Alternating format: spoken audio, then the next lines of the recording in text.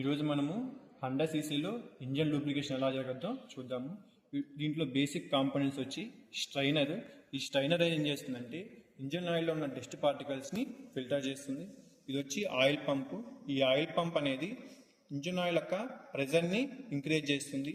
Next దాంట్లో third component వచ్చి rotary oil filter. ఈ రోటరీ ఆయిల్ ఫిల్టర్ అనేది రొటేట్ అవుతూ ఇంజన్ ఆయిల్ లోపల ఉన్న డస్ట్ పార్టికల్స్ని సెంట్రిఫ్యూగల్ ఫోర్స్ ద్వారా ఫిల్టర్ చేస్తుంది. నెక్స్ట్ ఇప్పుడు వర్కింగ్ ఎలా అవుతుందో చూద్దాం. ఆయిల్ సంప్లో ఉన్న ఇంజన్ ఆయిల్ అనేది స్ట్రైనర్కి వస్తుంది. ఈ స్ట్రైనర్ ఏం చేస్తుందంటే ఇంజన్ ఆయిల్ లోపల ఉన్న డస్ట్ పార్టికల్స్ అన్నిటిని ఫిల్టర్ చేస్తుంది.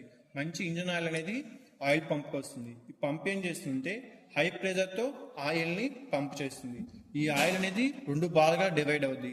ఒకటి వచ్చి లోయర్ సిలిండర్ లూబ్రికేషన్ కోసము, ఇంకోటి వచ్చి అప్పర్ సిలిండర్ లూబ్రికేషన్ కోసము. నెక్స్ట్ ఈ లోయర్ సిలిండర్ లూబ్రికేషన్ వచ్చి ఆయిల్ పంప్ నుంచి right side crank case cover గుండా వచ్చి రోటరీ ఆయిల్ ఫిల్టర్కి వస్తుంది. ఈ రోటరీ ఆయిల్ ఫిల్టర్ అనేది రొటేట్ అవుతూ సెంట్రిఫ్యూగల్ ఫోర్స్ ద్వారా ఇంజన్ ఆయిల్లో ఏవైనా ఇంకా డస్ట్ పార్టికల్స్ ఉంటే అవి ఫిల్టర్ చేస్తుంది. ఇక్కడ ఫిల్టర్ అయిన ఇంజన్ ఆయిల్ అనేది నెక్స్ట్ క్రాంక్ షాఫ్ట్కి వస్తుంది. ఈ క్రాంక్ షాఫ్ట్ నుంచి కనెక్టింగ్ రాడ్, ఈ కనెక్టింగ్ రాడ్ నుంచి పిస్టన్, ఈ పిస్టన్ యొక్క గ్యాలరీస్ నుంచి మళ్ళీ డౌన్ అయ్యి నెక్స్ట్ వచ్చి గేర్ బాక్స్కి క్లచ్ అసెంబ్లీ వీటికి వస్తుంది. నెక్స్ట్ ఇది వచ్చి lower cylinder lubrication, upper cylinder lubrication.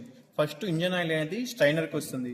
ఈ స్ట్రైనర్ ఏం చేస్తుందంటే ఇంజన్ ఆయిల్లో ఉన్న డస్ట్ పార్టికల్స్ని ఫిల్టర్ చేస్తుంది. అక్కడి నుంచి ఆయిల్ పంప్కి వస్తుంది. ఈ ఆయిల్ పంప్ అనేది హై ప్రెజర్తో ఆయిల్ని పంప్ చేస్తుంది.